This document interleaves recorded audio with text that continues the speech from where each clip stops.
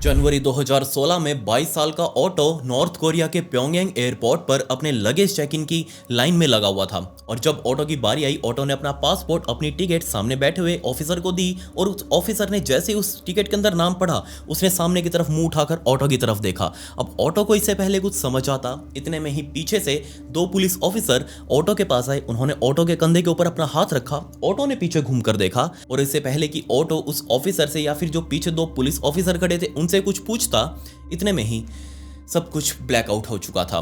ये स्टोरी सुनने में बहुत बहुत ज़्यादा इंटरेस्टिंग बट साइमल्टेनियसली बहुत ज़्यादा अनबिलीवेबल। बट उससे पहले नेक्स्ट टाइम आप अपने घर से जब भी बाहर निकलें तो आसपास देखें कि क्या कोई लाइक बटन नाम का अनजान व्यक्ति आपके घर के आसपास घूम तो नहीं रहा। अगर आपको मिल जाए तो तुरंत उसको पकड़कर अपने घर के अंदर ले जाएं, उसकी सेवा पानी करें क्योंकि बेचारा बच्चा है। रात को उसको अपने बेड के नीचे सुलाएं और आधी रात के टाइम पर उसको दबा दें। सब्सक्राइब बटन के ऊपर भी क्लिक कर दें, कमेंट्स में पिक में लिख दें। Let's dive in.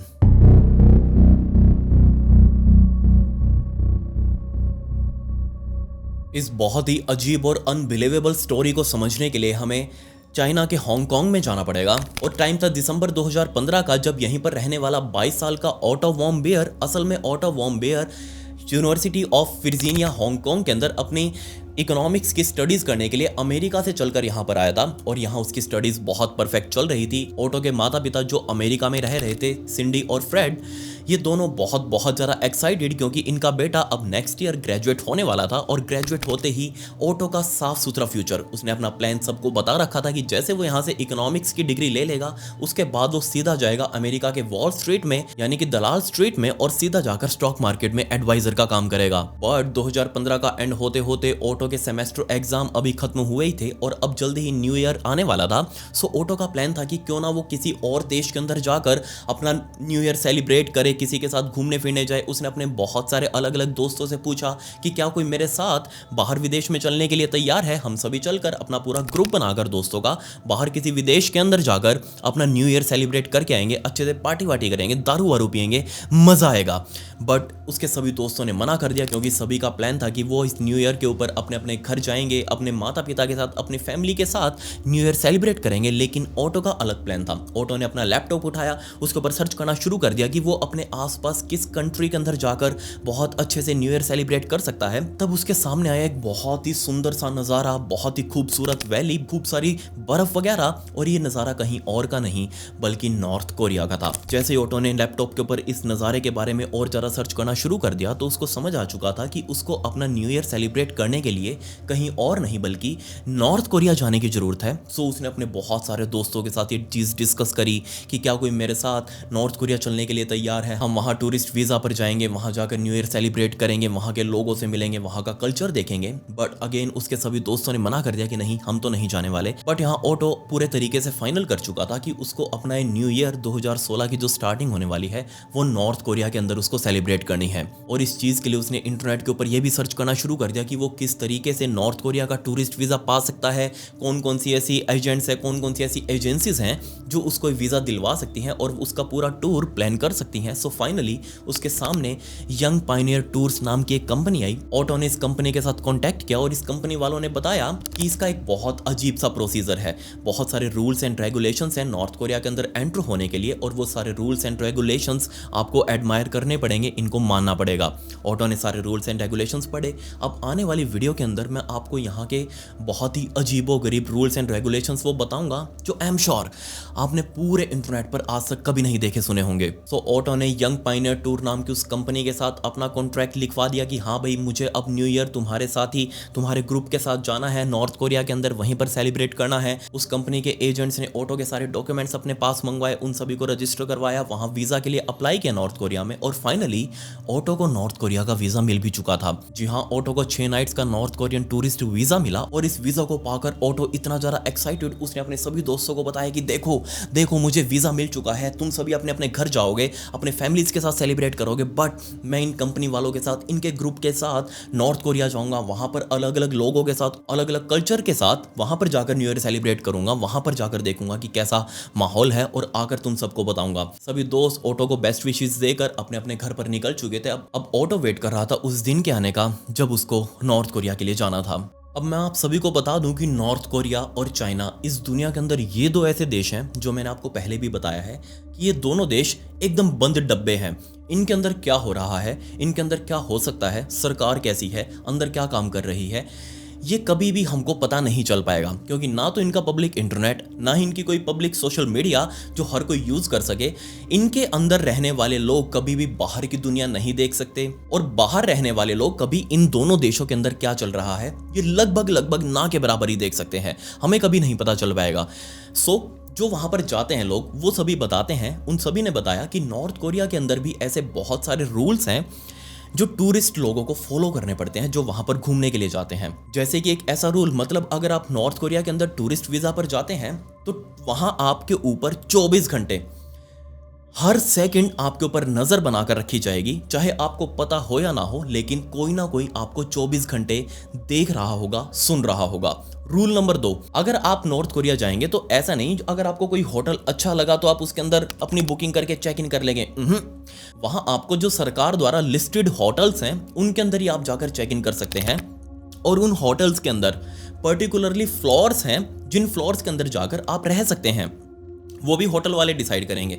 अब अगर आपने उन फ्लोर पे किसी एक कमरे को बुक कर लिया और अगर आप उस कमरे के अंदर जाएंगे तो आपको पता भी नहीं चलेगा कि वहां की सरकार आपको किस तरीके से मॉनिटर कर रही है। जैसे कि उनमें से एक तरीका है, हर होटल के कमरे के अंदर रेडियो लगे रहते हैं। अब आपको लगेगा कि रेडियो तो नॉर्मल है, रेडियो पर जाकर हम कुछ गाने वाने सुन लेंगे। आप गाने नहीं सुन सकते। आप सुन सकते हैं वहां के सिर्फ 2-3 वो न्यूज चैनल्स जो कि वहां के सरकार के फेवर में प्रोपेगेंडा न्यूज चलाते हैं। 24 घंटे वो भोंकते रहेंगे अपनी सरकार के लिए कि हमारी सरकार ऐसी बहुत अच्छा कर रही है, हमारी जनता बहुत ज़्यादा खुश है। लेकिन यहाँ ये दिक्कत नहीं है रेडियो, इस रेडियो से निकले हुए 70 वायर्स, 70 तार्स जो कि पूरे कमरे के अंदर फैले हुए हैं। अब आप सोच कर देखिए, आपने भी तो रेडियो चलाया होगा, क्या उस रेडियो के अंदर से 70 से भी ज़्यादा वायर्स निकली हुई होती हैं? आपका जवाब ना होगा।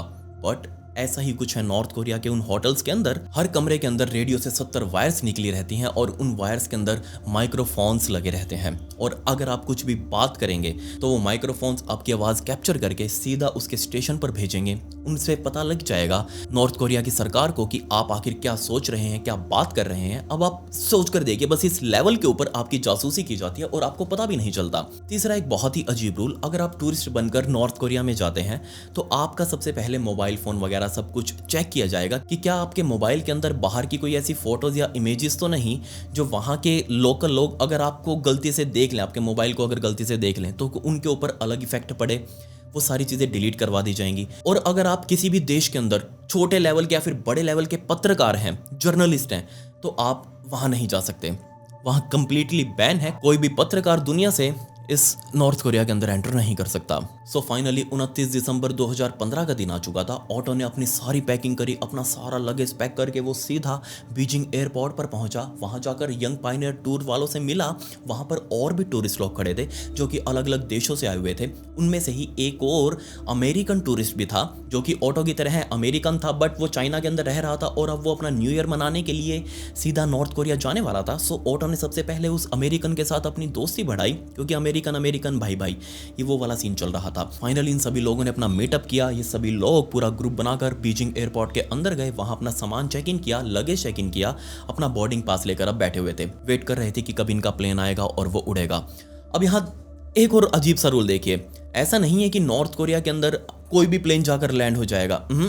वहां सिर्फ लैंड होते हैं जो नॉर्थ कोरिया चाहेगा, और नॉर्थ कोरिया चाहता है हमेशा से ही जो कि पुराने सोवियत जमाने के जो जहाज हुआ करते थे वो जहाज नॉर्थ कोरिया ने खरीदे हुए हैं, क्योंकि पहले सोवियत ही तो था जो नॉर्थ कोरिया के ऊपर अपना राज किया करता था, नॉर्थ कोरिया को चला रहा था, पहले सोवियत ही था।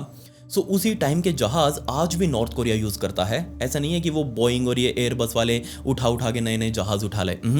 वहाँ वो पुराने जहाज ही हैं जिनको नॉर्थ कोरिया ने अप्रूव किया हुआ है, और यही जहाज़ पूरी दुनिया के अंदर जाते हैं, वहाँ से लोगों को उठाकर ला सकते हैं जो भी फ्लाइट उनको यूज़ करनी हो। सो फाइनली ऑटो और उसके ग्रुप का जहाज़ भी बीजिंग एयरपोर्ट के ऊपर लैंड हो चुका था। वो जल्दी ही अपने टैक्सी वे में लगा। ये सारे लोग उठकर उस जहाज़ के अंदर बैठ चुके थे। अपनी अपनी पेटी बेल्ट सभी ने बांधी, सभी ने अपना जो हैंड बैग था वो अपने ऊपर ओवरहेड कैबिन के अंदर शिफ्ट किया। अब इनको वेट था कि कब इनका जहाज़ उड़े और ये सीधा नॉर्थ कोरिया में लैंड हो। जल्दी इनकी वो फ्लाइट वहाँ से उड़ी, और ऊपर मौजूद फ्लाइट के अंदर जितने भी वो कैबिन क्रू था, वो एयर होस्टेस थी, उन सभी लोगों ने अनाउंसमेंट करनी शुरू कर दी कि सभी यात्रियों को ये बताया जाता है कि अगर उनके फ़ोन, मोबाइल फ़ोन के अंदर कुछ भी ऐसा प्रोहिबिटेड कंटेंट हो जो कि नॉर्थ कोरिया के अंदर अलाउड ना हो, आपको अपनी टूर एजेंसीज ने बता दिया होगा। अगर आपके मोबाइल के अंदर अभी भी हो तो उस चीज़ को डिलीट कर दें। जैसे कि नॉर्थ कोरिया के अंदर ये साउथ कोरिया वाला के पॉप ड्रामा, BTS वगैरह, ये सब कुछ प्रॉपर तरीके से बैन है। वहाँ आप इन चीज़ों को नहीं बजा सकते, ना ही यूज़ कर सकते, और अगर आपके फ़ोन के अंदर पाया गया तो आप वहाँ के एक बहुत बड़े अपराधी हैं। सो उन एयर होस्टेस ने सभी यात्रियों को बता दिया कि आपके फ़ोन के अंदर अगर ऐसा कुछ है तो आप उसको प्लीज़ डिलीट कर दें।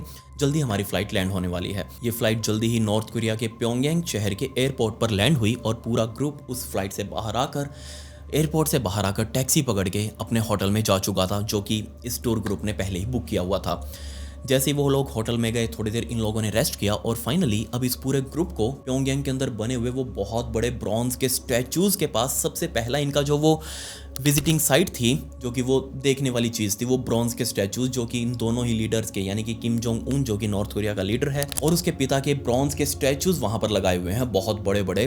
सबसे पहला जो उनका देखने वाली चीज़ होने वाली थी वो यही स्टैचूज होने वाले थे। तो पूरा ग्रुप शाम होते होते इन ब्रॉन्ज के स्टैचूज पर पहुंच चुका था और वहां पर उन्होंने फोटोज वगैरह क्लिक करी। अच्छा, फोटोज से याद आया, एक और इनका बहुत ही अजीब सा रूल है नॉर्थ कोरिया का, और वो ये कि अगर आप फोटोज क्लिक कर रहे हैं और उस फोटो के पीछे, मतलब कि आपसे कोई मतलब नहीं है उस फोटो में, उस फोटो के पीछे अगर कहीं भी नॉर्थ कोरिया के लीडर किम जोंग उन या फिर उसके पिता का चेहरा दिख रहा है, दोबारा नोटिस करिएगा, अगर उस फोटो में पीछे बैकग्राउंड के अंदर नॉर्थ कोरिया के लीडर किम जोंग उन का चेहरा या फिर उसके पिता का चेहरा दिख रहा है, क्योंकि ये हर जगह उनकी फोटोज वगैरह लगी रहती हैं, तो उस फोटो के अंदर पीछे मौजूद उन दोनों लीडर्स का चेहरा नहीं कटा होना चाहिए। बेशक आप कितने ही कट जाएं, आपका चेहरा आधा है, पूरा है, कोई मतलब नहीं है। अगर आपने फोटो क्लिक करी है तो पीछे किम जोंग उन और उसके पिता का चेहरा पूरा आना चाहिए उस फोटो के अंदर। अगर आपने ऐसा नहीं किया तो आप एक अपराधी हैं, बहुत तगड़ा आपका रिमांड लिया जाएगा। अब दूसरा रूल, वहाँ जो न्यूज़पेपर्स होते हैं, वहाँ न्यूज़पेपर्स में आए दिन किम जोंग उन और उसके पिता की फोटोज़ वगैरह छपती रहती हैं। अब आप सोच कर देखिए, हमारे यहाँ जो अखबार आते हैं उनका आप कैसे यूज़ करते हैं? वो अखबार कहीं ना कहीं या तो रद्दी में जाएंगे, उनको दोबारा रिसाइकिल किया जाएगा, या फिर वो आमतौर पर छोले भटूरे की दुकानों पर, मज़ा आ जाता है खाकर, या फिर वो कचौरी वगैरह या फिर वो भुजिया वगैरह डालकर उनको देते हैं, या फिर वो अखबार से बनी हुई कोन के अंदर वो भुजिया वगैरह डालकर देते हैं। इस तरीके से अखबारों को यूज़ किया जाता है। लेकिन नॉर्थ कोरिया के अंदर रूल ये है कि अखबार के अंदर कहीं भी नॉर्थ कोरिया के लीडर किम जोंग उन और उसके पिता की फोटो छपी हुई है, पहली बात तो आप उस अखबार को डिस्पोज नहीं कर सकते। दूसरी बात, आप उस अखबार को वहां से फोल्ड नहीं कर सकते जहां से किम जोंग उन और उसके बाप की फोटो छपी हुई हो। बस आप सोच कर देखिए, आप यहां से एग्जांपल लगा लीजिए, यहां भी ऐसा कोई रूल निकाल दे तो मतलब ये होगा, कहीं भी मोदी जी की अगर फोटो छपी हुई हो तो हम मोदी जी की फोटो जहां पर छपी हुई है उस साइड से उस अखबार को फोल्ड नहीं कर सकते। हमें मोदी जी का चेहरे के ऊपर कोई भी सलवट नहीं चाहिए। ये रूल वहां नॉर्थ कोरिया में है। अगर वहां पर ऐसा किसी ने भी किया तो सच में बहुत बहुत तगड़ी बीमारी है। सो ये रूल पहले ही ओटो और उसके ग्रुप को बता दिया था। सो जैसे ही वो लोग ब्रॉन्ज को स्टैचूज पर पहुंचे तो वहां ठंड का टाइम चल रहा था, बर्फ बहुत ज़्यादा पड़ी हुई थी। सभी लोगों ने बर्फ के गोले बना बना कर एक दूसरे के ऊपर फेंकने शुरू कर दिए। फोटोज़ वगैरह क्लिक करवाई उन्हीं दोनों स्टैचूज़ के साथ, और इस बात का ध्यान रखा कि कहीं से भी वो जो पीछे स्टैचूज़ हैं उनकी फ़ोटोज़ उनके हाथ पैर या फिर इन किम जोंग उनका मुंह वगैरह ना कट जाए, वरना लेने के देने पड़ जाएंगे। सो ये फोटोज़ वगैरह क्लिक कराई, सभी ने बहुत बहुत ज़्यादा एंजॉय किया। अब आप कहेंगे कि बार बार क्या बीच में ज्ञान दे रहा है, लेकिन ये ज्ञान देना बहुत ज़रूरी है क्योंकि बहुत बहुत ज़्यादा इंटरेस्टिंग है। वहाँ जिस टाइम पर ये लोग ब्रॉन्ज के स्टैचूज़ के पास फोटोज़ वगैरह क्लिक करवा रहे थे, उस टाइम पर नॉर्थ कोरिया के लोकल वहाँ रहने वाले आसपास के बच्चे उन टूरिस्ट के साथ जो वहाँ पर घूमने आए हुए थे, उन टूरिस्ट के साथ खेलने के लिए वहाँ पर पहुँच गए और उनके ऊपर भी वो बर्फ़ का गोला बना बना कर एक दूसरे के ऊपर फेंकने लगे। सभी को बहुत मज़ा आ रहा था। अब आप कहेंगे कि इसमें क्या बीमारी है, ये तो बहुत अच्छा रूल है, खेलने दो उनकी मर्जी। लेकिन नहीं, यहाँ उन बच्चों की मर्जी नहीं थी, बल्कि वहाँ की सरकार का प्रोपेगेंडा फैलाने का एक बहुत ही कमाल का तरीका है, ताकि ये जो टूरिस्ट लोग बाहर से आए हैं, स्पेशली यहाँ सिलेक्टेड बच्चे जो इन स्टैचूज़ के आसपास रहते हैं अपने लोकल घरों में, उन सिलेक्टेड बच्चों को इस तरीके से ट्रेन किया गया है कि वो यहाँ पर आने वाले टूरिस्ट लोगों के साथ खेल कूद कर दिखाएं, उनके साथ फ़ोटोज़ वगैरह क्लिक करवाएं, ताकि ये टूरिस्ट बाहर जब जाकर अपनी फ़ोटोज़ वगैरह सोशल मीडिया के ऊपर पोस्ट करेंगे तो वहाँ जो लोग इन फ़ोटोज़ को देखेंगे तो उनको यही लगेगा कि वाह यार, नॉर्थ कोरिया के अंदर तो बहुत बढ़िया ज़िंदगी है, ये तो ऐसे ही बदनाम है कि किसी को भी वहाँ जाते नहीं है। देखो ये जो लोकल लोगों के बच्चे तक हैं वो इन टूरिस्ट लोगों के साथ खेल रहे हैं। लेकिन यहाँ ये एक सिर्फ प्रोपेगेंडा है, जो कि वहाँ बच्चे अपनी 9-10 घंटों की ड्यूटी करते हैं। उनका काम सिर्फ यही रहता है कि यहाँ आने वाले टूरिस्ट लोगों के साथ खेल कूद करना। अपनी नौकरी करके रात होते होते वो वापस अपने घर चले जाते हैं। सो ओट और उसके ग्रुप ने भी उन बच्चों के साथ अपनी फोटोज वगैरह क्लिक करवाई। सभी ने बहुत एंजॉय किया, सभी बहुत ज़्यादा थक भी चुके थे। इन लोगों ने वापस अपने होटल के अंदर जाने का फैसला किया। रात होते होते ये लोग वापस अपने होटल में पहुंच चुके थे। अगला दिन आ चुका था, यानी कि 30 दिसंबर 2015 का दिन। फाइनली इनको अब सुबह से ही इनका पूरा आइटनरी इनकी प्लान की जा चुकी थी कि आज इनको कहाँ कहाँ पर जाना है। इस पूरे ग्रुप का अगला डेस्टिनेशन होने वाला था यूएस नेवी का वो स्पाई शिप, जो कि इस नॉर्थ कोरिया नेवी ने 1968 के अंदर कैप्चर कर लिया था। ये यूएस कहता है कि हमारा वो जहाज कोई जासूसी जहाज नहीं था, वो समुद्र में अपनी रूटीन पेट्रोलिंग पर था। बट नॉर्थ कोरिया वालों को लगा कि ये जहाज उनकी जासूसी करने के लिए आया है और इन्होंने उसके ऊपर अटैक करके इसको कैप्चर कर लिया, अपने पोर्ट पर लेकर आए और इसको एक बहुत बड़े अमेरिकन हॉरर म्यूजियम के अंदर तब्दील कर दिया। अब ये म्यूजियम भी कोई आम सा म्यूजियम नहीं, इसके अंदर बहुत सारे अलग अलग फोटोज लगा रखे हैं और ये फोटो सारे के सारे मोस्टली फोटोज एडिटेड हैं, जिसके अंदर दिखा रखा है कि कैसे अमेरिकन्स ने नॉर्थ कोरिया के ऊपर इतना भयंकर अत्याचार किया, जिसके अंदर उन्होंने ना सिर्फ बच्चों को बल्कि महिलाओं को भी बहुत बुरे तरीके से उनको टॉर्चर किया। और ये सारी फोटोज क्लिक कर करके उन्होंने इस पूरे नेवी जहाज के अंदर लगा रखी हैं, ताकि यहाँ पर लोग आए, टूरिस्ट आए, और ना सिर्फ टूरिस्ट बल्कि लोकल जो भी यहाँ नॉर्थ कोरिया के अंदर लोग रहते हैं, ये सारे लोग इसके अंदर जाकर देखें और उनको अमेरिका से नफरत हो जाए। नॉर्थ कोरिया के लोग किस तरीके से प्रोपेगेंडा के अंदर फंस चुके हैं, इसका अंदाजा आप यहीं से लगा लीजिए। इनकी जो स्कूलों वाली किताबें हैं उनके अंदर भी सवाल बस ऐसे पूछे जाते हैं, जैसे कि 2 नॉर्थ कोरियन सोल्जर्स ने 10 अमेरिकन सोल्जर्स में से 5 अमेरिकन सोल्जर्स को मार दिया, तो बताओ कितने अमेरिकन सोल्जर्स बचे। इस तरीके की हेट जो है वो भरी हुई है नॉर्थ कोरिया के लोगों के अंदर अमेरिका के खिलाफ। सो अब आप सोच सकते हैं कि ये जो यूएस नेवी का जहाज था इन लोगों ने पकड़ा, ये इनके लिए कितनी बड़ी अचीवमेंट थी। इसको पूरा म्यूजियम बनाकर रख दिया गया। सो ऑटो और उसका पूरा ग्रुप इस यूएस नेवी के जहाज के अंदर घूमने के लिए गया। इनफैक्ट इस पूरे ग्रुप के अंदर ये जो 2 अमेरिकन लड़के थे, एक ऑटो और एक दूसरा वो अमेरिकन लड़का, इन दोनों को अभी मजाक बनाने लगे पूरे ग्रुप वाले लोग, क्योंकि ये अमेरिकन थे और नॉर्थ कोरिया के लोग अमेरिका वालों से बहुत बहुत ज़्यादा हेट करते हैं। सो ये जो टूर वाले लोग थे जो अलग अलग देशों से आए हुए थे, इन लोगों ने भी ऑटो और उसके दूसरे अमेरिकन लड़के का मजाक बनाना शुरू कर दिया कि अब क्योंकि हम नॉर्थ कोरिया के अंदर हैं तो हम तुम दोनों को अपना दुश्मन नंबर 1 मान रहे हैं। जिसके बाद शाम होते होते इन्होंने आसपास की और भी थोड़ी बहुत साइट सीइंग करी, जो कि अलाउड थी वहां पर करनी, और अपने अपने फोटोज वगैरह क्लिक करवा कर बहुत सारी अच्छी अच्छी मेमोरीज क्रिएट करके ये लोग अपने कमरे के अंदर होटल के अंदर सोने के लिए जा चुके थे। 31 तारीख का दिन आ चुका था।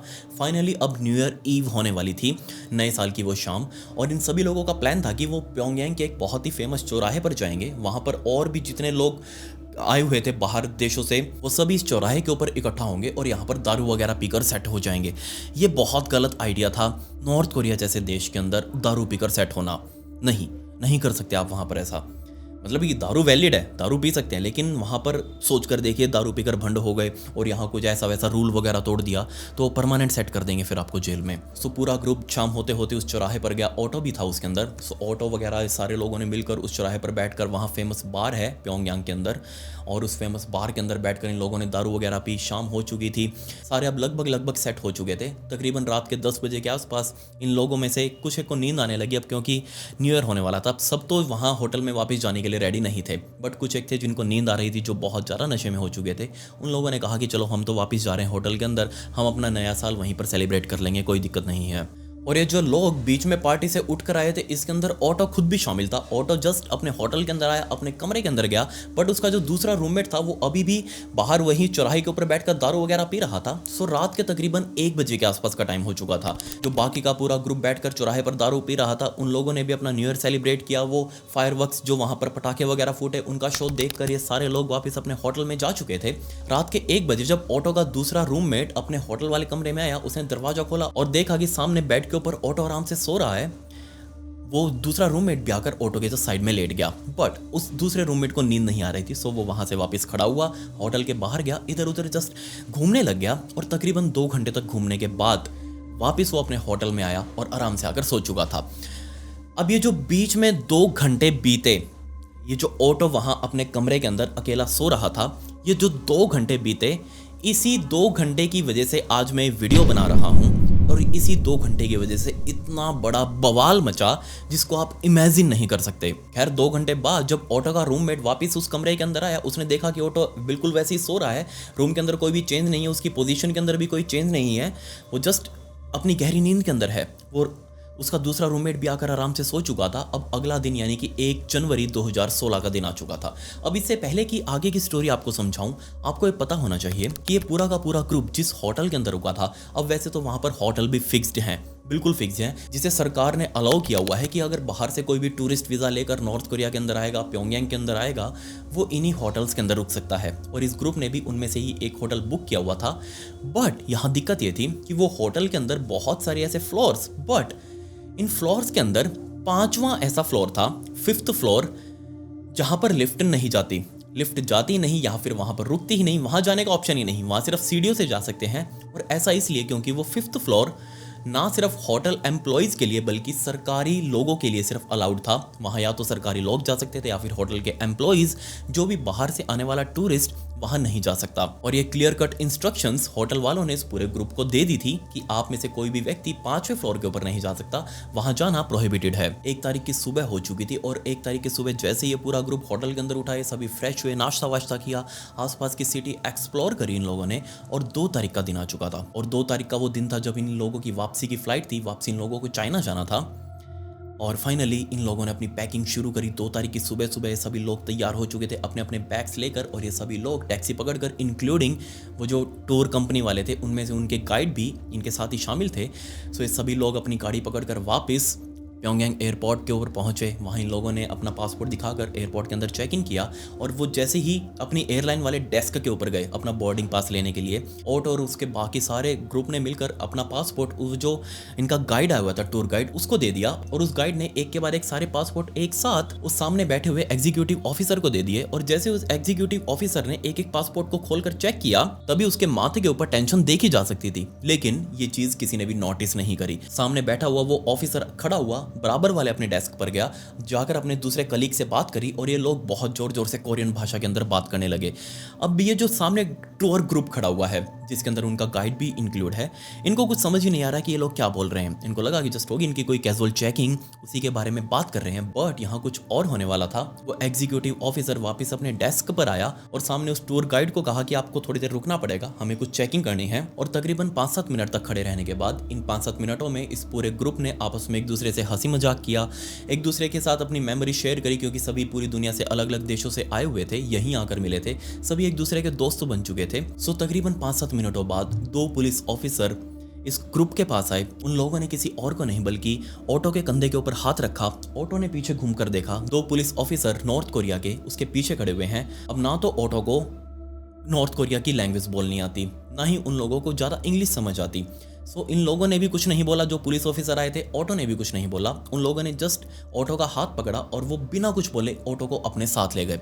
अब इससे पहले कि ऑटो को समझ पाता या फिर बाकी के जो लोग थे, वो टूर गाइड थे और जितने भी ये टूरिस्ट आए हुए थे यहाँ पर, इनको भी कुछ समझ नहीं आया कि वो ऑटो को अपने साथ क्यों लेकर जा रहे हैं। इन लोगों के लिए भी टेंशन की बात थी। बट सभी ने अंदाजा लगाया कि ओ कम ऑन यार, कोई दिक्कत नहीं है, ये जस्ट कैजुअल चेकिंग होगी, एक्स्ट्रा चेकिंग कर रहे होंगे, क्योंकि अब ये लोग बाहर से घूम फिर कर आए हैं, इन लोगों की चेकिंग तो करवानी पड़ेगी, कोई दिक्कत नहीं है, जल्दी वापस आ जाएगा ऑटो। तकरीबन आधा घंटा बीत चुका था लेकिन ऑटो अभी तक वापस नहीं आया और उसकी कोई खोज खबर भी नहीं लगी। अब वो जो टूर गाइड था एजेंसी का, उसने एयरलाइन वालों से बात करनी शुरू कर दी कि हमारा पैसेंजर है, उसको 2 पुलिस ऑफिसर अपने साथ लेकर गए थे बट वो अभी तक नहीं आया, क्या हो सकता है आप प्लीज़ उसको बताइए, हमारी फ़्लाइट जल्दी उड़ने वाली है। तकरीबन 3 घंटों का टाइम बीत चुका था। 3 घंटों बाद इन लोगों की बोर्डिंग शुरू हो चुकी थी लेकिन ऑटो अभी तक नहीं आया और बिना ऑटो को लिए ये सभी लोग प्लेन को बोर्ड कर चुके थे, एक्सेप्ट वो टूर गाइड। उसको ऑटो के लिए बहुत ज़्यादा टेंशन हो रही थी। उसने सभी को कहा कि आप लोग जाकर प्लेन को बोर्ड करिएगा, मैं ऑटो के लिए यहीं रुकता हूँ, मैं दूसरी फ्लाइट में आ जाऊँगा, जब तक ऑटो नहीं आएगा मैं नहीं आऊँगा। सो बाकी सभी लोगों ने प्लेन को बोर्ड किया, अपनी अपनी सीट पर बैठे और वो प्लेन यहाँ से उड़ भी चुका था बिना ऑटो के, बिना उस टूर गाइड के। तकरीबन रात होने वाली थी 2 तारीख की और तब जाकर उस टूर गाइड को बताया गया कि हम ऑटो को अपने साथ लेकर गए थे पूछताछ करने के लिए, लेकिन इसी पूछताछ में उसको भयंकर सर दर्द होने लगा, उसको चक्कर आने लगे और मजबूरी में हमें ऑटो को हॉस्पिटल के अंदर भर्ती करवाना पड़ा। अभी हॉस्पिटल के अंदर ऑटो भर्ती है और जैसे वो रिकवर करेगा हम आपको बता देंगे। अगला दिन आ चुका था, ऑटो की अभी तक कोई खबर नहीं मिली। वो जो टूर गाइड वाला बंदा यहाँ रुका था उसने आसपास के सभी हॉस्पिटल्स में भी चेक किया, बट ऑटो को किसी हॉस्पिटल के अंदर भर्ती नहीं करवाया। दूसरी बात, ना ही एयरपोर्ट वाले कोई सही तरीके से रिप्लाई कर रहे हैं कि ऑटो कहाँ पर है, किस हॉस्पिटल के अंदर भर्ती है या फिर क्या बीमारी एक्चुअल में ऑटो को हुई है, किसी ने कुछ भी नहीं बताया। दिन अब निकलते जा रहे थे। वो बेचारा टूर गाइड यहाँ पर रुककर क्या ही करता, वो वापस अपनी फ्लाइट पकड़कर बीजिंग आ चुका था। जाकर अपनी एजेंसी वालों को बताया कि ऐसा ऐसा कुछ वहां पर सीन हो गया है। इनफैक्ट अमेरिका के अंदर बैठे हुए फ्रेड और सिंडी, ऑटो के पेरेंट्स, वो भी बार बार अब इस टूर कंपनी वालों को फ़ोन कर रहे थे कि ऑटो से हमारी बात करवाओ, अभी तक तो उसका टूर कंप्लीट हो जाना चाहिए था, उसने अभी तक हमसे बात नहीं करी, कहाँ पर है ऑटो, हमें उसकी कोई फ़ोटो वगैरह भी नहीं मिली। अब बेचारे टूर कंपनी वाले भी क्या करें। उन लोगों ने बता दिया कि ऐसा ऐसा कुछ ऑटो के साथ हुआ है, उसको कुछ हेडेक सा हुआ था जहाँ तक हमें पता चला है, और उसको किसी हॉस्पिटल के अंदर भर्ती करवाया है नॉर्थ कोरिया के अंदर। अब जैसे उसको छुट्टी मिलेगी हम आपको अपडेट करेंगे। अब अमेरिका के अंदर बैठे हुए फ्रेड और सिंडी, उनको बहुत ज़्यादा टेंशन होने लगी अपने बेटे की, क्योंकि अब काफ़ी दिन बीत चुके थे। अभी तक ऑटो को आ जाना चाहिए था लेकिन ऑटो नहीं आया। तो फ्रेड और सिंडी ने अलग अलग डिपार्टमेंट के अंदर, फॉरेन डिपार्टमेंट्स के अंदर मेल करनी शुरू कर दी। अब नॉर्थ कोरिया के अंदर अमेरिका की कोई एम्बेसी तो है नहीं, वहां सिर्फ अमेरिका ने अपने कुछ स्टाफ छोड़ा हुआ है, बिना एम्बेसी के वो लोग वहां पर रहते हैं, और उन्हीं में से एक स्टाफ था रॉबर्ट। इस रॉबर्ट को भी मेल किया फ्रेड और सिंडी ने, क्योंकि वो नॉर्थ कोरिया के अंदर यूएस को रिप्रेजेंट कर रहा था। रॉबर्ट को मेल किया कि ऐसे ऐसे हमारा बेटा ऑटो वॉर्म बियर वो यहाँ पर घूमने गया था, लेकिन उसका कुछ अभी पता नहीं चल पा रहा। अब जैसे ये बात रॉबर्ट को पता चली, रॉबर्ट ने भी नॉर्थ कोरिया के अंदर रहते हुए आसपास के अपने कनेक्शन से बात करना शुरू कर दिया कि आखिर ऑटो कहाँ पर है, वो अभी तक वापस चाइना क्यों नहीं गया या फिर अमेरिका क्यों नहीं गया, उसकी बात उसके पेरेंट्स से क्यों नहीं हुई अभी तक। रॉबर्ट को इस बात की अच्छे से जानकारी थी कि अगर सच में ऑटो को हेडेक हुआ है या फिर वो किसी हॉस्पिटल में भर्ती है तो कोई दिक्कत नहीं है, लेकिन अगर उसको पुलिस वालों ने उठाया है या फिर आर्मी वालों ने उठाया है तो यहाँ ऑटो के लिए बहुत बहुत बड़ी दिक्कत है।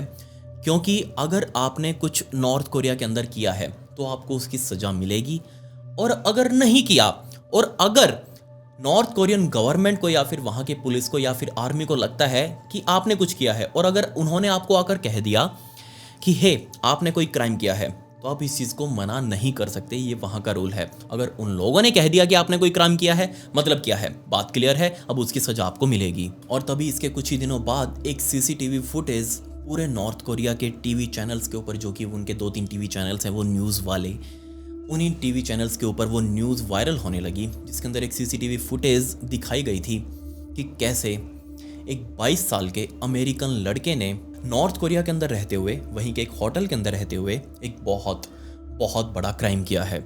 जी हाँ, अब मैं आपको वापस लेकर चलता हूँ उन्हीं 2 घंटों पर, जब ये सारे लोग बैठकर दारू पी रहे थे और इनमें से कुछ लोग उठे बीच में और वापस अपने होटल के अंदर आ चुके थे नए साल वाले दिन। उनके अंदर ऑटो भी शामिल था। रात के तकरीबन 1 बजे के आसपास बाकी पूरा ग्रुप होटल के अंदर आया, और यहाँ ऑटो का रूममेट जो कि उसके साथ सोने वाला था, उसने भी आकर देखा कि ऑटो आराम से सो रहा है। वो 2 घंटों के लिए बाहर घूमने के लिए गया, लेकिन 2 घंटों बाद आकर देखा उसने ऑटो आराम से सो रहा है। लेकिन इसी बीच नॉर्थ कोरिया गवर्नमेंट का यह मानना है कि ऑटो अपने बेड से उठा, वो अपने रूम से बाहर निकला। उनका कमरा असल में 6th फ्लोर के ऊपर था, उनका कमरा असल में 4th फ्लोर के ऊपर था। वो अपने कमरे से बाहर निकलकर अपने कॉरिडोर के अंदर आया। उसने देखा सामने की सीढ़ियां मौजूद हैं और ये सीढ़ियां सीधा 5th फ्लोर पर जाती हैं।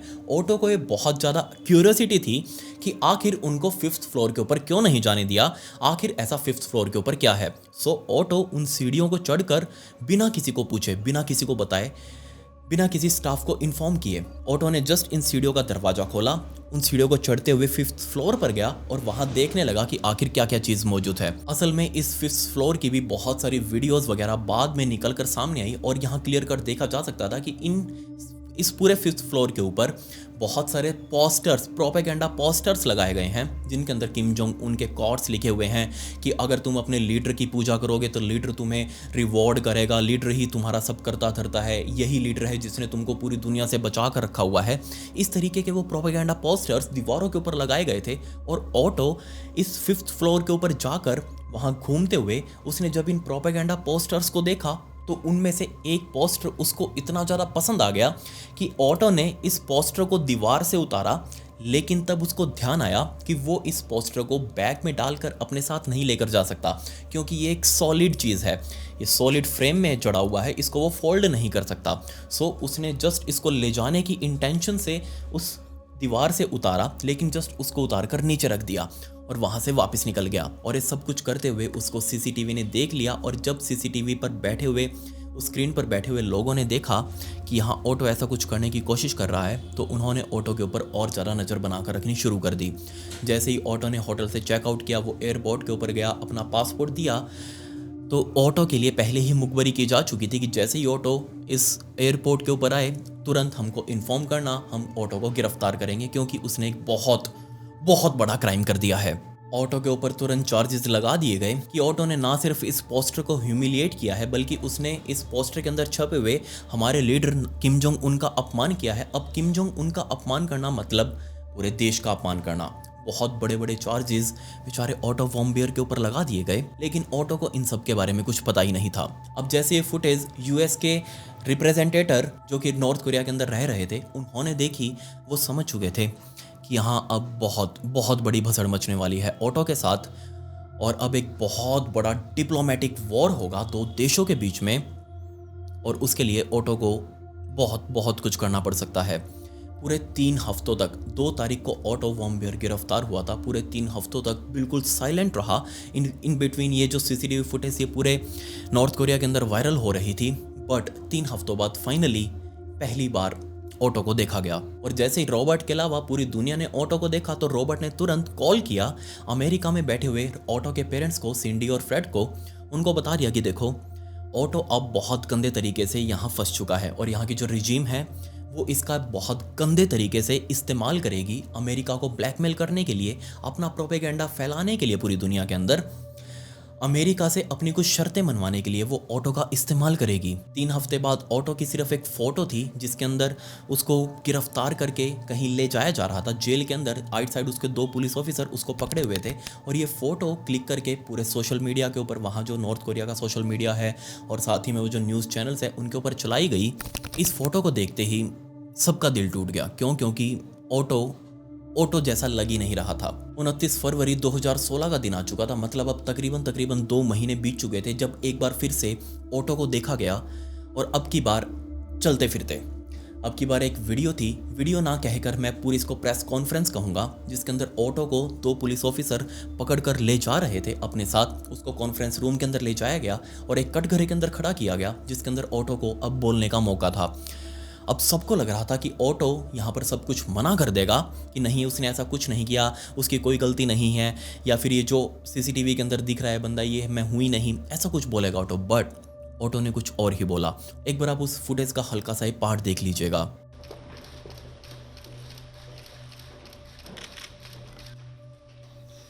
On the early morning of January 1st, 2016, I committed my crime of taking out the important political slogan from the staff-only area of the Angakdo International Hotel, aimed at harming the work ethic and the motivation of the Korean people.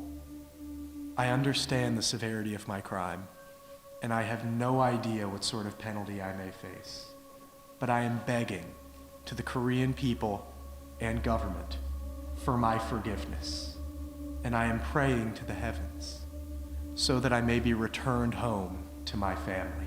I have been very impressed by the Korean government's humanitarian treatment of severe criminals like myself. North Korea, for your forgiveness. Please, I have made the worst mistake of my life. Auto को हाथ में एक पर्चा दिया गया, उसके आगे mic लगाया गया, उसको चेयर के ऊपर बैठाया गया, और जस्ट अब ऑटो को ये पर्चा पढ़ना था, क्योंकि उसको समझा दिया गया था पहले से ही कि उसको क्या क्या कुछ बोलना है। ऑटो ने वो पर्चा पढ़ना शुरू किया, जिसके अंदर वो बोल रहा था कि 1 जनवरी की अर्ली मॉर्निंग उसने अपना वो जुर्म कमिट किया, जिसके अंदर उसने एक वो प्रोपेगेंडा पोस्टर को चुराने की कोशिश करी। वो उसको अपने साथ ले जाना चाह रहा था, बट उसको तब माइंड में याद आया कि नहीं, वो इसको अपने साथ नहीं लेकर जा सकता। मुझसे मेरी गलती हुई है, और मैं अब इस रिजीम से मेरी गलती के लिए माफ़ी मांगता हूँ या फिर ये जो भी सज़ा देंगे मैं उसको भुगतने के लिए तैयार हूँ। इस पूरी प्रेस कॉन्फ्रेंस के अंदर ऑटो ने बाद में अपनी रिहाई के लिए भीख मांगी। रो रो कर वो बोल रहा था कि मुझसे बहुत बड़ी गलती हो गई, ज़िंदगी की सबसे बड़ी गलती हो गई, मुझे प्लीज़ माफ़ कर दो। नॉर्थ कोरिया की गवर्नमेंट ने मुझे बहुत अच्छे तरीके से रखा है, अभी तक मेरे साथ कोई मारा पीटी नहीं की, मुझसे कोई टॉर्चर नहीं किया गया, मुझे कोई फोर्स नहीं किया गया कुछ भी बोलने के लिए। ये सब कुछ एक प्रोपेगेंडा था, ये सब कुछ बुलवाया जा रहा था बेचारे ऑटो वॉम्बियर से, ताकि पूरी दुनिया को ऐसा लगे कि ऑटो वॉम्बियर गलत है, नॉर्थ कोरिया सही है। अब प्रेशर में आकर ऑटो वॉम्बियर को ये सब कुछ बोलना भी पड़ रहा था। इसके अलावा ऑटो वॉम्बियर से इसी प्रेस कॉन्फ्रेंस के अंदर ये तक बुलवाया गया कि ऑटो वॉम्बियर CIA का एक खुफिया एजेंट है। CIA आपको पता होगा कि अमेरिका की सबसे बड़ी खुफिया एजेंसी है CIA, और CIA का ही वो एक खुफिया एजेंट है, और वो यहाँ पर जासूसी करने के लिए नॉर्थ कोरिया के अंदर आया था टूरिस्ट वीज़ा के ऊपर। और इसी जासूसी का एक ये छोटा सा हिस्सा था अपने साथ एक पोस्टर को पाड़ कर लेकर जाना। खैर, इसके कुछ दिनों बाद नॉर्थ कोरिया कोर्ट की तरफ से फैसला आ चुका था, जिसके अंदर नॉर्थ कोरिया कोर्ट ने उसे माफ़ नहीं किया और ऑटो को 15 सालों की सोच कर देखिए आप, हार्ड लेबर प्रिजन की सज़ा सुनाई। 15 सालों तक ऑटो को इस पोस्टर को चुराने की कोशिश करने के जुर्म में जेल के अंदर रहना था और बहुत ज़्यादा हार्ड वर्क वाली मजदूरी करनी थी। ये सज़ा जैसे ही ऑटो को बताई गई, ऑटो टूट टूट कर रोने लगा दोबारा और अपनी रिहाई की भीख मांगने लगा। अब यहाँ तक भी कोई दिक्कत नहीं थी, क्राइम किया है या नहीं किया, लेकिन उसके ऊपर साबित हो गया, उसने कन्फेस कर भी लिया कि हाँ मुझसे गलती हुई है। 15 साल की सज़ा अब उसको मिल गई है। वो देखो, देश का नियम है, जैसा भी है वो उनका, वो है कबाड़ खाना, जो भी है उनका, वो हमें उससे कोई लेना देना नहीं है। बट यहाँ ऑटो को 15 सालों की सज़ा दे दी गई, अब सज़ा पूरी करनी थी। लेकिन यहाँ सज़ा पूरी करने के पीछे अब बहुत बड़ा कांड होने वाला था, जिसके बारे में कोई इमेजिन भी नहीं कर सकता। जहाँ पूरी दुनिया को ऑटो के लिए दी गई ये सज़ा बहुत ज़्यादा लग रही थी, वहीं नॉर्थ कोरिया के खुद के लोकल लोगों को भी ये सज़ा बहुत ज़्यादा लग रही थी। क्यों? क्योंकि आमतौर पर नॉर्थ कोरिया के अंदर जो फॉरेनर्स होते हैं उनको कंपैरेटिवली थोड़ी कम सज़ा दी जाती है, बट ये तो बहुत ज़्यादा हद पार थी।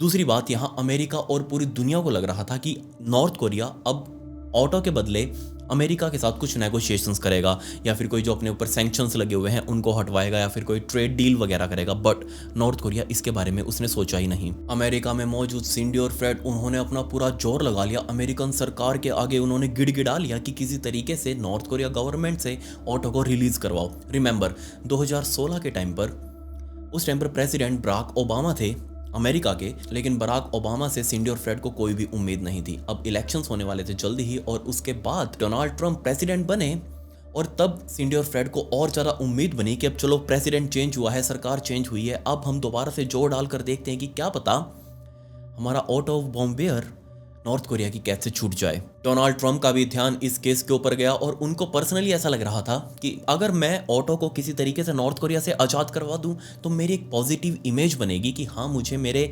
देश के बच्चों से प्यार है। बट उन्होंने भी अपनी पूरी कोशिश करी, लेकिन नॉर्थ कोरिया इसी बात पर अड़ा रहा कि हम ऑटो वॉम्बियर को नहीं छोड़ेंगे। फरवरी 2017 का टाइम आ चुका था, मतलब अभी 1 साल 2 महीने बीत चुके थे ऑटो वॉम्बियर को जेल के अंदर बंद नॉर्थ कोरिया में। और फरवरी 2017 का वो टाइम था जब किम जोंग उन का भाई, उसका मर्डर हो गया था। मैंने आपको इसकी स्टोरी सुनाई थी एक एयरपोर्ट के ऊपर, जब वो एयरपोर्ट के अंदर चेक इन कर रहा था और तभी 2 लड़कियां भाग के आई थी उसके प्रैंक के नाम पर, उसके मुंह पर वो केमिकल लगाकर भाग गई थी। ये स्टोरी मैंने कवर करी थी, इस स्टोरी को ध्यान रखना, क्योंकि ये जो अब मैं आपको स्टोरी बता रहा हूँ ऑटो वॉम्बियर की, ये स्टोरी भी उस स्टोरी से लिंक्ड है, क्योंकि ऐसा दुनिया मानती है। सो किम जोंग उन के भाई का वो मर्डर हो गया था, और होना हो ये किम जोंग उन ने ही करवाया था। और किम जोंग उन के भाई के मर्डर के बाद पूरी नॉर्थ कोरिया पॉलिटिक्स तो वहाँ है ही नहीं, वहाँ तानाशाही है। लेकिन इस वजह से पूरा माहौल ख़राब हो चुका था नॉर्थ कोरिया के अंदर, और जो डोनाल्ड ट्रंप अपनी कोशिश कर रहे थे किसी तरीके से ऑटो वॉम्बियर को आज़ाद करवाने की, वो कोशिशें लगभग ख़त्म हो चुकी थी। इन बिटवीन इतने टाइम के अंदर ऑटो वॉम्बियर के दिमाग के साथ बहुत कुछ किया गया। उसको ज़्यादा कुछ टॉर्चर बाहर से नहीं किया गया, लेकिन जो अंदर वाला टॉर्चर चल रहा था उसका लेवल अगर मैं आपको बताऊं तो आप अपना माथा पकड़ लेंगे कि ऐसा कैसे हो सकता है। जी हाँ, 15-15 घंटे ऑटो वॉम्बियर को अपने सामने बैठाकर नॉर्थ कोरिया के रिप्रेजेंटेटिव्स या फिर उनके ऑफिसर्स ऑटो वॉम्बियर को बस यही समझाते कि देखो हम तो बहुत कोशिश कर रहे हैं यूएस से बात करने की, तुम्हारे राष्ट्रपति से बात करने की, लेकिन तुम्हारी ज़रूरत तुम्हारे देश को है ही नहीं, वही हमारा कोई रिप्लाई नहीं कर रहे, वो तुम्हें अपना नहीं मानते, उन्होंने तुमको देश निकाला दे दिया है। अब ये सारी बातें इतने टाइम से बेचारे ऑटो वॉम्बियर को बताई जा रही थी और ये सारी बातें उसने अब माननी भी शुरू कर दी। और तभी 1.5 साल का समय बीत चुका था, मतलब कि 18 महीने ऑटो वॉम्बियर को इस जेल के अंदर रहते हो चुके थे। और तब अब फाइनल खबर आई ऑटो वॉम्बियर से रिलेटेड। जी हाँ, एक प्रेस कॉन्फ्रेंस की गई जिसमें नॉर्थ कोरिया के अधिकारियों ने बताया कि हमने रोज़ की तरह ऑटो वॉम्बियर को खाना दिया था, बट खाने के साथ उसको फूड पॉइजनिंग हो गई और जब हमने उसको हॉस्पिटल के अंदर भर्ती करवाया, वो उसको नींद नहीं आ रही थी, वो बहुत ज़्यादा बेचैन हो रहा था और उसको शांत करने के लिए हमने उसको सेडेटिव्स दे दिए, थोड़ा सा उसको सुलाने के लिए नींद की दवाइयाँ दे दी और वो नींद की दवाइयाँ उसको रिएक्शन कर गई और जिससे ऑटो वॉम्बियर कोमा के अंदर जा चुका था। जिसके बाद फाइनली दोबारा से अमेरिका ने अपनी अंतिम रिक्वेस्ट करी नॉर्थ कोरिया को कि देखिए अब तो इंसानियतता के आधार पर ऑटो वॉम्बियर हमें वापस कर दीजिए। और फाइनली अब नॉर्थ कोरिया राजी हो चुका था ऑटो वॉम्बियर को वापस करने के लिए। जिसके बाद अमेरिकी सरकार ने डॉक्टर माइकल, जो कि वहाँ के 31 साल से ट्रॉमा एक्सपर्ट डॉक्टर थे, उनको रेडी किया कि आप यूएस एयरफोर्स के प्लेन के अंदर बैठकर अपनी टीम के साथ नॉर्थ कोरिया जाओगे और फाइनली ऑटो वॉम्बियर को जो भी उसकी हालत है उसको वहाँ से ट्रीट करते हुए वापस लेकर आओगे। डॉक्टर माइकल रेडी हो चुके थे, लेकिन नॉर्थ कोरिया ने मना कर दिया कि नहीं, डॉक्टर सिर्फ एक आएगा, उसकी टीम नहीं आएगी, इसके अलावा जो आपके 2 डिप्लोमेट्स हैं वो आएंगे, सिर्फ 3 लोगों की टीम आएगी, डॉक्टर सिर्फ एक होगा उनमें। फाइनली जो भी नॉर्थ कोरिया ने कहा, अमेरिका उस पर रेडी हो गया। डॉक्टर माइकल 2 डिप्लोमेट्स बैठकर प्लेन के अंदर सीधा नॉर्थ कोरिया पहुंचे। वहां जाकर नॉर्थ कोरिया के अधिकारियों से मिले और नॉर्थ कोरिया के अधिकारी अभी भी इन तीनों को बस यही समझा रहे थे कि देखिए आपके आदमी ने हमारे देश में आकर हमारा नियम तोड़ा है और उसकी सजा वो छोड़कर ऐसे आप उसको लेकर जा रहे हैं। लेकिन ये डॉक्टर उनको यही समझाते रहे कि देखिए जो आपकी सजा है वो हम उसको देंगे अगर उसने गलती करी है, बट पहले उसको मेडिकल ट्रीटमेंट तो देने दो। फाइनली ये जो नॉर्थ कोरिया के अधिकारी थे वो हॉस्पिटल में लेकर पहुंचे जहां पर ऑटो वॉम्बियर को भर्ती किया गया था। लेकिन ऑटो वॉम्बियर की हालत देखते ही डॉक्टर माइकल समझ चुके थे कि यहाँ दिक्कत बहुत ज़्यादा है। क्योंकि ऑटो वॉम्बियर का पूरा शरीर पीला पड़ा हुआ था, अनकॉन्शियस था, उसको कोई होश नहीं था। दूसरा, वो कुछ खा भी नहीं सकता। उसके नाक के अंदर राइल्स ट्यूब आरटी लगाई गई थी जिससे लिक्विड खाना पेट के अंदर पहुंचाया जाता है। आमतौर पर आपने मरीजों के अंदर देखा होगा, वो राइल्स ट्यूब लगाई गई थी और उस हालत के अंदर ऑटो वॉम्बियर को ये देश छोड़कर जाना था। डॉक्टर्स ने अपने कुछ प्राइमरी टेस्ट वहीं नॉर्थ कोरिया में रहते हुए किए, जिसमें सबसे पहले जो ब्रेन टेस्ट थे कुछ, जिसकी वजह से कोमा के अंदर था ऑटो वॉम्बियर, वो टेस्ट परफॉर्म किए गए, जिसके अंदर रिजल्ट्स आते ही डॉक्टर समझ चुके थे कि किसी भी तरीके का टॉर्चर, बाहरी टॉर्चर ऑटो वॉम्बियर के ऊपर नहीं किया गया। ये जो टॉर्चर किया गया था वो अंदर से था, स्पेशली कुछ ऐसा दिया गया था ऑटो वॉम्बियर को जिसकी वजह से उसके दिमाग तक ऑक्सीजन ने पहुंचना लगभग बंद कर दिया था और उसी वजह से उसका दिमाग अनकॉन्शियस हो गया और वो कोमा के अंदर जा चुका था। इसके अलावा डॉक्टर माइकल ने पुरानी रिपोर्ट्स भी मांगी जो वहां पर मौजूदा डॉक्टर्स थे, और जब वो रिपोर्ट्स डॉक्टर माइकल ने देखी तो वो हैरान रह गए। क्योंकि जो रिजल्ट्स अभी जो नई ताज़ा टेस्ट करवाए थे उन्होंने, जो रिजल्ट्स उनके सामने अभी थे, वही सेम रिजल्ट्स पुराने वाले डॉक्टर्स की रिपोर्ट्स के अंदर भी थे। लेकिन दिक्कत यहाँ ये थी कि सितंबर 2017 में डॉक्टर माइकल ने आकर यहाँ पर टेस्ट किया था, लेकिन वो जो पुरानी रिपोर्ट्स देख रहे थे वो मार्च 2016 की थी। मतलब कि 1.25 साल के आसपास का टाइम हो चुका था।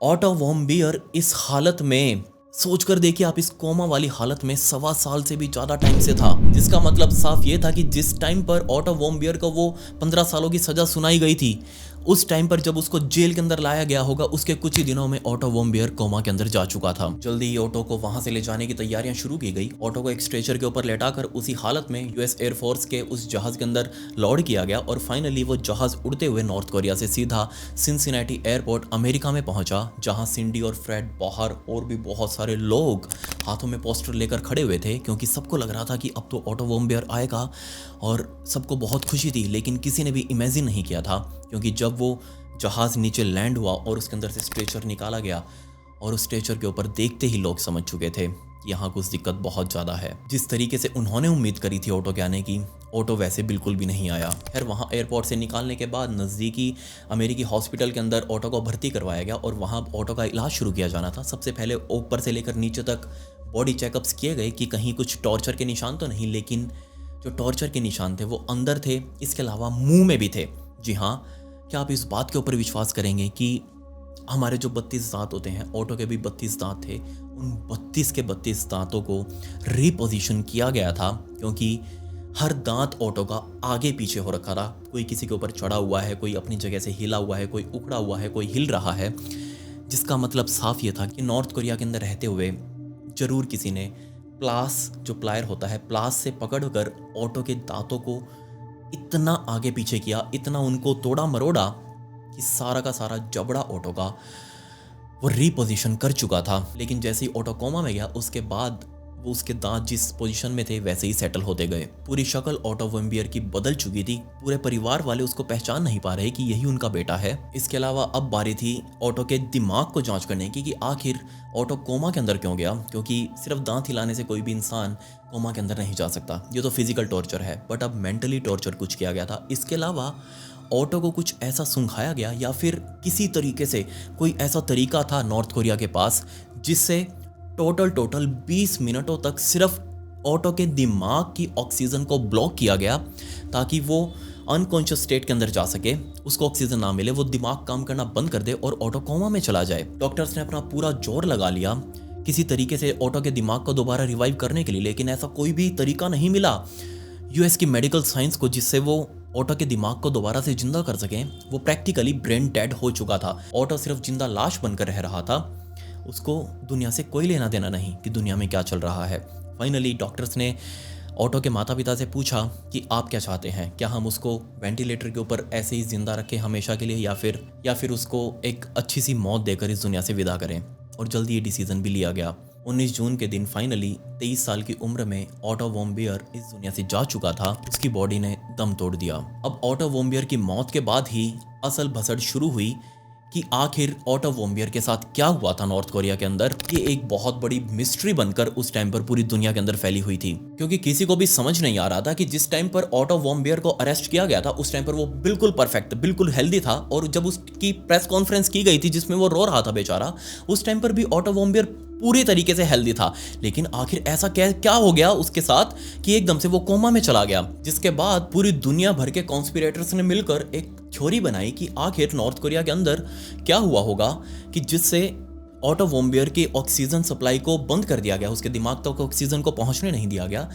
तब सबने वो तरीका देखा था कि आखिर किम जोंग उनके भाई की मौत कैसे हुई थी, जिसकी स्टोरी मैं पहले ही कवर कर चुका हूं और आपने वो देखी भी थी। आप सभी को याद होगी कि वो प्रैंक करती हुई 2 लड़कियां आई थी अपने अपने हाथों में केमिकल लगाकर, और एक लड़की उसके मुंह पर केमिकल लगा के गई, पीछे से भागती हुई दूसरी लड़की आई और वो भी किम जोंग उनके भाई के ऊपर केमिकल लगा कर गई, और उसके कुछ ही टाइम बाद उसके भाई की मौत हो चुकी थी। जी हाँ, सभी लोगों ने आइडिया लगाया कि ये जो भी केमिकल था जिससे किम जोंग उनके भाई की जान ली गई थी, हो सकता है वही केमिकल टेस्ट किया गया हो बेचारे ऑटो वॉम्बियर के ऊपर कि आखिर ये केमिकल किस तरीके से काम करता है। क्योंकि जिस तरीके की मौत किम जोंग उनके भाई की हुई थी, उसको वो केमिकल लगाते ही वो सांसों से पॉइजन उसके शरीर के अंदर जा चुका था और प्रैक्टिकली उसके भी ऑक्सीजन सप्लाई बंद हो गई थी।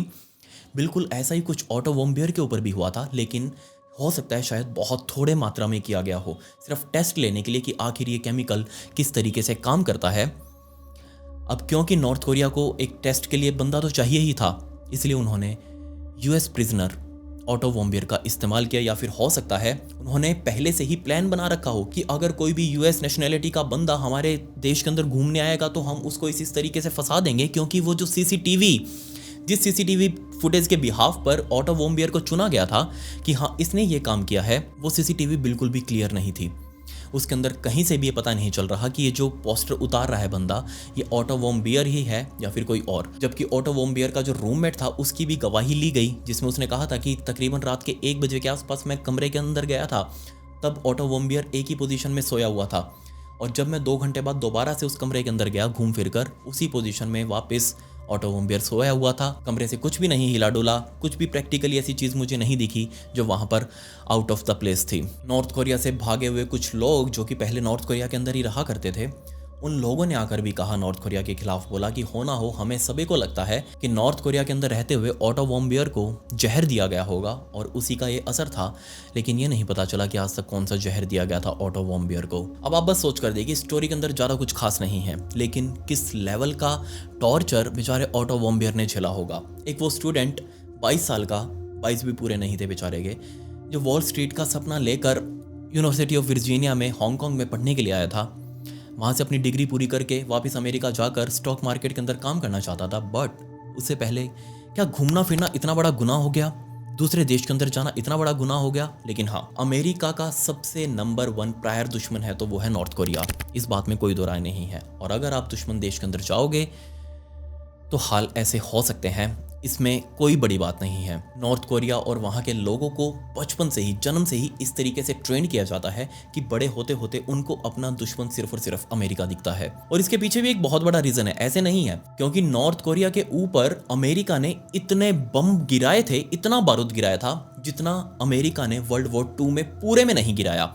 पूरे वर्ल्ड वॉर 2 में जितना बारूद अमेरिका ने नहीं गिराया, उससे कहीं ज़्यादा बारूद अमेरिका ने अकेले नॉर्थ कोरिया के ऊपर गिराया था। इसी वजह से जो वहाँ पर तबाही फैली थी, जो भूखमरी फैली थी, उसी का रिजल्ट था कि बड़े होते होते लोगों के मन में अमेरिका के लिए हेट बढ़ गई और ये हेट आज भी मौजूद है। खैर, आप मुझे बताइए कि ऑटो वॉर्म बियर के साथ वहाँ पर क्या क्या कुछ हो सकता है। आप अपनी थ्योरीज नीचे कमेंट्स में मेरे आगे जरूर लिखें। मैं उन सभी कमेंट्स को पढ़ूंगा, आपकी थ्योरीज जानूंगा और जिसकी मुझे सही लगी, प्रैक्टिकली पॉसिबल लगी, उसको मैं पिन भी करूंगा। सो आपकी राय मेरे लिए बहुत ज़्यादा जरूरी है। अगर आपके कोई सवाल या जवाब हो तो मुझे मेरे इंस्टाग्राम के ऊपर आप मैसेज कर सकते हैं और यहीं पर मैंने ये मेरी इंस्टाग्राम आईडी है, इसका लिंक आपको डिस्क्रिप्शन में भी मिल जाएगा। यहीं पर मैंने एक ब्रॉडकास्ट चैनल भी बना रखा है जहां पर मैंने ऑटो वॉर्म बियर की फुल कॉन्फ्रेंस की वीडियो वहां पर पहले ही पोस्ट की हुई है। यहां पर मैं पूरी नहीं दिखा सकता ड्यू टू कॉपीराइट रीजंस। सो आप वहां जाकर वो देख सकते हैं कि क्या क्या कुछ बोला था बेचारे ऑटो वॉर्म बियर ने। लिंक आपको मेरे इंस्टाग्राम का डिस्क्रिप्शन में मिल जाएगा। आपके हाथ से फॉलो बटन जरूर क्लिक हो जाना चाहिए। खैर, पिछली वीडियो का शाउट आउट तब रेज विजन को and comment pick me to get a shout out in next video. मिलते हैं अगली वीडियो में। ये वीडियो देखने के लिए धन्यवाद।